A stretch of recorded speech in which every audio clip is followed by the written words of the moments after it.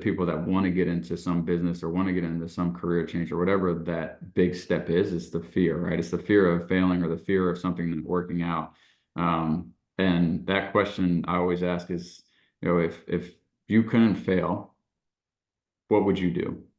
What would you do with your life if there was no opportunity for you to fail? And what really truly is what they want to do is going to come out, right? Their passion. If I can't fail, this is what I want to do.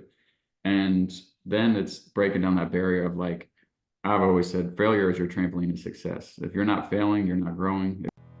Welcome to 7 to 8, our special series on 7 to 8 figure entrepreneurs. In this special series, I interview $1 million, some $10 million, and even some $1 million business owners who uncovered their twists and turns in their entrepreneurial adventure in order to help you to avoid the potholes and stick to the fast track. Welcome now to center stage, our next special guest. Hey there, peeps. This is Michelle Nedelec, and I'm super glad that you're here with us today because I'm here with my most amazing guest, Rich. Rich, thank you so much for being here today. Thanks for having me. Awesome. So give everybody the highlight of who you are and what you do for business. Yeah, my name's Rich Moyer. I'm a serial entrepreneur and CEO and founder of multiple businesses, but kind of my baby right now is Hoppin, which is a high-tech self-serve beer, wine, and cocktail tap room, and we're franchising that across the country. Outside of that, I have a few other businesses and investments in commercial real estate and tech companies. Sweet. We will totally get into that. So let's back up the bus a little bit. How did you get into Poppin? How did that become a thing? Yeah, well, my first company, I started at 25 in the construction industry and ended up selling that 2 months into my fourth year for multi-millions. In the process of my last year of business, a friend of mine at the time was a client. And he saw the technology in another city and said, man, this is a really cool idea and concept, which would you be interested in bringing this to Charlotte? So the idea was not my idea. I was just kind of the execution guy, and the timing was right. Selling my first company, I took some of the money I made and invested it in our first location here in Charlotte, North Carolina. Very cool. So I'm going to be totally intrigued as to how your mind works because I love this conversation. And I think this is the element of surprise that most entrepreneurs feel like they're missing. Because most of them go, I got a good idea. How do I build it into something? And you can just take their idea and build it into something, which is awesome. So when it comes to the franchise, the business that you're franchising right now and what you're looking at, how did that become like, how did you got this array of real estate and all these kind of practical things? Most people say, friends don't let friends own florists or bars. Yeah. So how did you get into that as your thing? Yeah. So definitely owning a bar was never in my future plans. It was something I'd probably, when the idea first came, I said, there's absolutely no way I'd invest in a bar. But seeing the technology and what it does, and it kind of eliminates, I say 95% of a typical bar owner's headaches because it manages a lot of the things that bar owners really have to worry about with the technology. On the flip side, the franchising came from our first 2 years of growth and the amount of people that came in like, man, this concept's awesome. Your branding is awesome. How do we bring this to our city? And when I looked at the all-in cost to open it up, and it's gotten more expensive over the years after the pandemic, it made sense to be able to expand faster with franchising and give the opportunity to people that wanted to, potentially open up their own business or really more specific, open up a bar, and give them the playbook and the branding and the team behind it and the support. And I think that's one of the biggest reasons I was put on earth is to help individuals and mentor and make them better people. And this gives me the opportunity to do that and also grow the brand across the country. That is awesome. I think I totally missed the boat of that. So what is the technology that helps to move this forward? Yeah, so we partnered with Pour My Beer technology, and it's a self-serve technology that accounts for every tenth of an ounce that comes out of the tap. So when you check in, you'll get a wristband, an RFID wristband that's attached to your credit card. That wristband is basically your open tab. You can pour a tenth of an ounce all the way to a full glass. And on the business owner side, we get to accumulate and keep track of every single tenth of an ounce that comes out of every tap. So a bartender isn't overpouring, a bartender isn't giving drinks away. There's a lot that we can look at on the back end of the system and really understand where our money is going. Our average waste is 3 to 4%. The national average waste of a keg is 24%, 23, 24%. So we eliminate a lot of those things, but the technology piece is really, really cool, innovative, and fun where it's interactive for people that maybe have never poured their own beer or poured their own cocktail. Right? Well, and my first experience with anything like that, I think, was down in Mexico. They had pour your own, they gave you the shot, but you got to pour in your own margarita mix. So the ice and the fun stuff was Yeah. added. So it was a ton of fun. How are you kind of, what's the response that your audience is bringing to you? Yeah, the consumer themselves. I mean, we position ourselves as an experience company. So we try and differentiate ourselves than your typical bar for the self-serve aspect, and then obviously the experience when you walk into our door. Our decor is and decoration design is completely different than a typical bar and a brewery. The experience and service level you receive at our locations should be very, very fun and engaging and interactive. So the consumer side, they love it. On our franchisee side, I think they love the support. We more position ourselves on that side as a marketing company. And what differentiates us, there's a lot of things that differentiate us, but how do we drive people into our doors, and then how do we execute on that when they walk into our doors? And we have to be really good at marketing, because anybody can sell a Mick Ultra, but what gets them in your door to drink it there instead of the next bar down the street? Exactly. So for those of us who are imagining this empty bar with a bunch of taps on the wall, what does it really look like, and what's the experience actually like? Yeah, so when you walk in, like I said, we'll check your ID, make sure you're legal age, give you an RFID wristband. Our team will have a fun, engaging experience when you're checking in, which is different than your normal bar. And then you'll go to the tap wall, and our team will show you, one, how the system works, grab a glass, how to pour a drink. If you're listening, some people will tell them exactly how it works, and then they'll come back 2 seconds later, like, "What did you tell me?" And then Yep. we explain the tap room, right? Depending on, every tap room is a little bit different. So our Charlotte location, we have an upstairs and a downstairs. We explain there's 48 taps downstairs, 15 upstairs, 62 total taps, full cocktail bar, outside patio with cornhole and games inside. We have games as well. If you want to play, just come grab us over here, and you can grab any one of the board games or card games. Upstairs is more casual. So that interior design is more modern classic, I say. It's very white, light, a lot of natural colors, natural greens, moss on our walls, and then some really cool decor. We have characters, they all hop because of the name is Hoppin. We have a frog, we have a kangaroo, and we have a bunny at our Charlotte location. And we have about 12 different characters that franchisees will be able to choose from. Very fun. And what is your staff experience like? How did they?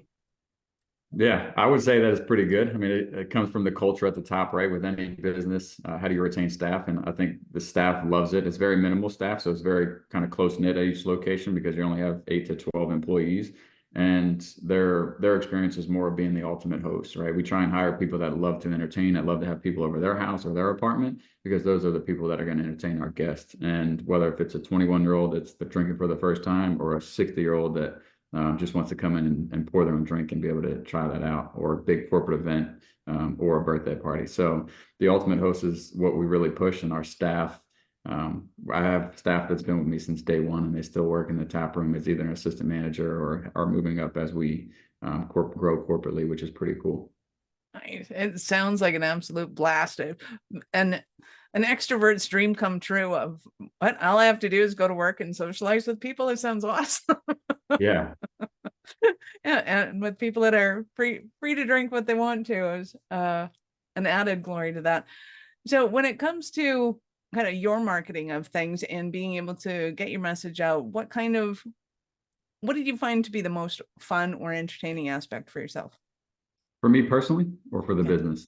for you. For me personally, well, I think just over the few years of growing Hoppin, it's been almost 7 years already. But as we got into franchising, I realized that I'm kind of the face this early on in the stages as we're emerging. So just getting people to understand my story and my background, what I've been through, and the experience that I have has been really, really fun. And I think, again, you're just being on this earth. I feel like what's the purpose? Growing a business is amazing, but how many people can I help along the way? And for me, if anybody reaches out for mentorship or questions, or how'd you do this or how'd you do that, I think that's more rewarding, to give somebody advice and see them execute on it, and then 2 or 3 years down the road, they're like, man, my business is now booming, and I'm doing $500,000 a year, whatever it may be. So those are the things that really are passionate for me. Nice. So for those that are interested in looking at a franchise for it, what kind of numbers are you providing for them? What regions are you looking at? All that fun, all the things that I think are fun. Let's get into the Yeah, numbers. for sure. So initial upfront cost is $60,000 initiation fee for the first location. If you want more than one, which most of our franchisees are doing multi units, is 40,000 a unit after that. But all in cost is 1.2 to about 1.9, say 2 million. Just really depends on the city you're in and the building that you're going into. And then we have a 5% royalty and a 2% marketing brand fee. Outside of that, we help throughout the entire process. Once you sign the dotted line on our FDD, we work through the entire process, and our FDD has all the all-in cost and breakdown for that, and then what our existing locations are doing year over year. Nice. Keep in mind, peeps, that is as of the moment of recording. That can change, but at least it gives you a ballpark figure and understanding what was going on in, where are we, April of 2024, May of 2024. God, I can't keep track of my dates.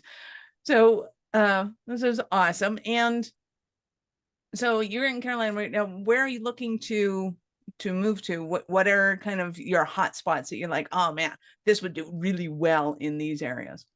Yeah, our current focus is the fastest growing cities in the U.S. and some of the bigger cities across the country. Outside of a few registration states that we're not registered, so franchising, there's a lot of legalities in certain states that you have to jump through hoops. But right now we have franchisees. We have multi-unit, 3 units in Dallas, Texas, 1 unit in Fort Worth, Texas, 3 in Nashville, Tennessee. We have multiple here in North Carolina, 1 in South Carolina. We have a group signing in Austin over the next week or two for 4 units. And then we have a group in DC that's hopefully going to sign. They've already gave us the verbal kind of, and legal is reviewing it. So DC, Florida, a ton of opportunity in Florida still. We do have a big group coming up from Florida and next week that wants a few territories. But again, it's the fastest, hottest growing cities in the US that are where people are moving. And that's really, really our focus at that current time. Nice. I could see this totally being a blast all the way down the Florida Keys. You could just go party hopping all the way down the Keys and all the way back up again. That's just my fantasy. So when it comes to kind of the business play and that side of things, when you're mentoring and working with people, what are you finding is kind of their biggest frustration and or block? Like what tends to stop people, and what is easy for you to just go, oh yeah, we could totally work with that? Yeah, it just depends on really what stage of business they're in. But I'd say the people that want to get into some business or want to get into some career change or whatever that big step is the fear, right? It's the fear of failing or the fear of something not working out. And that question I always ask is, if you couldn't fail, what would you do? What would you do with your life if there was no opportunity for you to fail? And what really truly is what they want to do is going to come out, right? Their passion. If I can't fail, this is what I want to do. And then it's breaking down that barrier of, like, I've always said, failure is your trampoline to success. If you're not failing, you're not growing. If you're not growing, you're not living. And if you're not living, you're not learning. So the ability to fail is something that people need to just understand. Like it's what you need. If you're successful all the time, you're really not learning anything. You're not growing. It's like a heartbeat, right? A heartbeat goes up and down for a reason. And that's the way our life goes. And that's always the biggest hurdle is, people want to do something and they just need, I always say mentors are cheerleaders, right? We can help guide you, but your traveling path of your business could be in the same exact business I'm in is going to be completely different than mine. The hurdles you have to jump, the directions you have to go, the things that you may have to do are going to be completely different. I can help guide you, but really you just need a cheerleader, somebody that's going to push you to take that leap and just go take that first step. And then after that, it's action over everything. You can read a book and never do anything and have all the knowledge in the world. If you don't take the action, you're really, truly never going to learn. Nice. So when it comes to, let's talk about 7 and 8 figure businesses. When somebody's looking at kind of building a 7-figure business, they want, what do you see as the culminating factors? What does somebody need to have their secret sauce in order to be that kind of person that creates that success? You got to have a big vision, right? You got to really see it from the 5-year or the 10-year, whatever that vision is. You got to, and then build backwards. I think that's the biggest thing. Like people like myself and entrepreneurs, there's the visionary, right? They're the ones that can really early on have that vision and do the work and take the action. But once you get to a certain stage, you really need somebody that's an implementer and somebody that can actually make the systems and processes and make that company structured to where you can get to 6, 7, 8, figures. I think the ability to have that vision is very important. And then it really comes down to people and understanding that you have the right people on your team. And sometimes that's tough, right? Whether if it's somebody close to you or you hire somebody to get close to them and that they turn out to not be the right fit as the company grows. We just had a meeting and I'm bringing on a president, and he said to everybody in my HQ team, he said, look around, like 2 years from now, everybody that's sitting in their seats right now might not be there. So everybody's got to elevate and everybody's got to grow. And I think just hiring the right people, and I think culture, you can't grow a business with a bad culture. And I've been very fortunate with every company that I've owned. I feel like it just speaks volume because of the amount of time that my staff has stayed on with us, that I've done something at the top culturally that is right. And I think that's very important to grow a business. So let's talk about hiring people and culture for a little bit, because I think a lot of people are intimidated by it, or they have entrepreneurial PTSD from it, as I like to call it. And it's like something goes wrong. How do you deal with it? How do you wrap your head around, like, the past does not predict the future, and how did they start to create the thing that they actually want to create, especially if they can't put words to it? There was 28 questions there. Answer whatever you want. Yeah. To create the thing you want to create, even though if you don't have all the answers, is again just taking the action and going and doing it. I think a lot of people get stuck in their mind like, man, it's going to take me 3 years to do this, and they think 3 years is a long time, so they never really take the action. But if they take the action, 3 years goes by really, really fast, and then they can look backwards and say, well, shit, that's how you do it, right? Like, and along the way, you're going to mess up, you're going to have to pivot and find ways to do things differently. But 3 years is really not that long. If we look backwards 3 years and we say, man, that happened 3 years ago, it feels like it was yesterday. Like in the past, things always feel like they just happened. But in the future, if we're looking at it, it's like, man, that's so far away. So I think just getting out of your own mind, and a lot of that is just perspective, is one of the biggest things. I'm trying to think of some of the other questions you had in there. Corporate culture. How do you address that, and how do you build it? Yeah, for me, it's always been just putting ownership in their positions, right? Not necessarily equity to the company, but hey, this is your position. You have full ownership of it. I want you to make decisions. I want you to fail. I want you to continue to not feel like you have to lean on me or lean on somebody else to make decisions. I think a lot of entrepreneurs might be a little bit more micromanaging, and they kind of need to know everything that's going on in their business. And you limit your employees, you limit the growth of yourself and your company if you're that way. I always tell my team, like, I want you to fail. Like, go make a decision, unless it's like a decision that's going to, blow the building up, or somebody's going to die, or something that is going to sink the ship. Make the decision, because one failure is not going to ruin the future of the business. Now, if we do something that isn't right, how do we fix it? How do we talk about it? And I think that's one of the biggest things. When things go wrong, how do you speak with your team? Do you come at them at an angle that is very disrespectful and, kind of like, I'm the owner of this and you got to do it this way? Or do you come at them like, okay, cool, we learned something. How do we put the policies and procedures and systems in place so this doesn't happen again? And let's pivot and let's try something else. And I think you gain a lot of respect that way as a leader. And then final thing is, I've always been the type that I work for my employees. They don't work for me. I flip the triangle upside down. Everybody has a CEO at the top. I'm at the bottom. My top line employees are the most important people in my business. They're the ones that are customer facing. They're the ones that really truly drive the revenue outside of our marketing. So if they're not happy, then your customers aren't happy. And if your customers aren't happy, they're not spending dollars with you. And I think that's very important in the culture aspect as well. Nice. So when it comes to kind of that culture of failing, how do you deal with, let's call it the owner's perception of, if we fail, it's going to reflect badly on the company? Yeah, it's all perspective in a sense, right? I mean, sure, perception is, hey, we failed. If we're failing, the entire company's failing, like, we got to close our doors, then sure, it falls on you. And that's the risk you take as an entrepreneur, though. And that's something that you go into it knowing, like, this may be as big as I envisioned it, or it may be half as big as I envisioned it, or we might have to close our doors in a couple of years. And I've had many companies that I've started and they just hadn't worked out. So, that's just what you as the entrepreneur and the founder have to take into consideration when you're starting a business.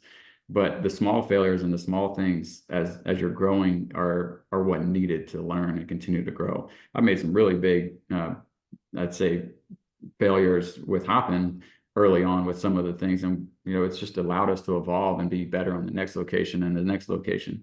So you have to have those, and you just have to accept them and appreciate them more as a learning experience and less as a failure. I think Elon Musk would agree with you that if you're waiting until your product is perfect and everything is perfect, put it on, you've waited too long and you missed the boat. So, Exactly. But I think a lot of entrepreneurs have a real tough time dealing with, oh, and somebody screwed up and the clients are freaking out. And it's like, that's just when you step in. So what? Well, So what? You get to it know your gives customers better. It's opportunity. all good. Yeah, and it gives opportunity to create a longer lasting relationship, right? If you handle it the right way and you're a problem solver, you just gain a client forever. And sometimes that's what you need. You need that experience to understand, okay, well, one, let's not do that for the future 100 clients, and let's rectify this one and just keep this client forever because we did the right thing. I love that perspective. So I was thinking about this and the way that your business is set up, it seems to me that this is a really easy way to set up multiple franchises and multiple businesses. Yes? Yeah, 100%. So a lot of our franchisees are multi-unit operators or will be when they open up their second location or third location. So that's the business model, right? I always felt like you want the freedom to be able to not be in the business, but be above the business, to be able to mentor and be a great leader. And having multiple locations makes the most sense. And for existing franchisees who are looking to expand their portfolio, that's like a great fit for us because it's more of a owner manager or an investor manager opportunity than it is owner operator opportunity. Right. Because in the span of a day, like if somebody owns and I was going to say a name of something. If say somebody who has a landscape business or a typical restaurant where you have 30, 40 staff, you have, the marketplace that you've got to like, it seems to me that there's a lot that still needs to be done by the owner operator. Whereas with this one, it seems like once you got it up and running, you're kind of rocking. Yeah. Once the doors are open, the toughest part is definitely construction and getting the doors open. Just that time, it's more time consuming. Once the doors Right. are open, if you find a good manager, they can operate, or run the day to day, and you're more high level, depending on how involved you want to be, of being in the community, driving events and driving traffic. Nice. So then this could ideally be if somebody already owns a pub or a bar or something, and they're like, this is an awesome location, they can open up a one next door that's totally different and yet easier to run than the first one they ran. Yeah, and I'm seeing this as a golden opportunity here for somebody. yeah, for sure. They have the real estate right next door. That's ideal, right? A lot of our candidates are like, man, we got to find somewhere where no other bars are. And we're like, actually, it's the opposite, right? We want you to be Right? right around the bars and restaurants where everybody's going to hang out. It's kind of like going to a mall, right? You're going here to shop. Well, when you're going to drink, you're going to hang out at where everybody's going to hang out. So it's definitely really funny when they ask those questions. Like, nah, you don't want to be siloed. You want to be in the mix of everything. Absolutely. And for those who haven't seen this before, I mean, there's always two gas stations in every corner, right? Because somebody goes to get gas and they're like, I can't get over there. I got to go over this one. And it just makes it easier. And some of the most successful strips, Nashville being one of them, and the Red Mile in Calgary being another one. I mean, it's just a series of bars around where the hub of activity is. It totally makes sense to be able to start creating something different. When you have your outlets, do they have some creativity in the mix of the decor and stuff? I mean, I think it would be hilarious to have a rabbit in one and frog in Yeah. the other, but what Yeah. kind Yeah. of liberty do 100%. they have there? They have a little bit of decision making when they're speaking with our architect design team, and some of that is in the characters. And if they want to make a character specific to their city, like we have one that's more for the Queen City, our frog is, and then if they want to do something like Texas might do something with a cowboy hat. Just having that conversation with our artist and taking the characters and making it into their own artwork is possible. And yeah, they have other decisions that they can make on the decor and picking out furniture and things. I'm fascinated, safe to say. So in a moment, I'm going to ask you about a Cinderella story of one of your clients and or franchise and or we're going to take a quick Are you running a business over 7 figures but still struggling with technology headaches? Pay attention, you do not want to miss this offer. This podcast episode is brought to you by Awareness Strategies, who is offering a custom-built digital adoption roadmap for anyone running a business over 7 figures who's wanting to grow their business in the next 5 years. And it's not just a roadmap, they offer full implementation as well if that scares the out of you. Check out awarenessstrategies.com/roadmap for more details today. The link's in the show's notes. Don't regret not doing this. Do it now. That's awarenessstrategies.com/roadmap. So I am super excited to hear about your Cinderella story of one of your clients. Yeah, so not necessarily one of my clients, but an employee of mine when I started my first company started with me at $8 an hour and just kind of had that entrepreneur mindset and wanted to start his own thing. So he grew within the company a little bit, and I helped him start his first company in the construction world. And it was pretty cool to see him as an employee for about a year, start his first company, continue to feed him business. And then, it's been 7-8 years now. He still has his own business and he's still thriving and doing really, really good. So being able to have that just push and help them set up their company and then just kind of feed them business for a little while and then them kind of go on their own and still be successful. And the growth of that is really cool. I think that's the most rewarding thing that I can ever be a part of. Nice. I love that. So what is your advice for entrepreneurs who that's their biggest fear is, oh my God, I'm going to train this person, they're going to leave me and become my competition or whatever that is. What advice do you have for them, or how do you help them wrap their head around that? I want to, if it was up to me, I want every employee to be so well trained that they want to go own their own company. I think that it's very rare that somebody has the mentality that has the kind of work ethic and the risk factor of saying, I'm going to go do something on my own.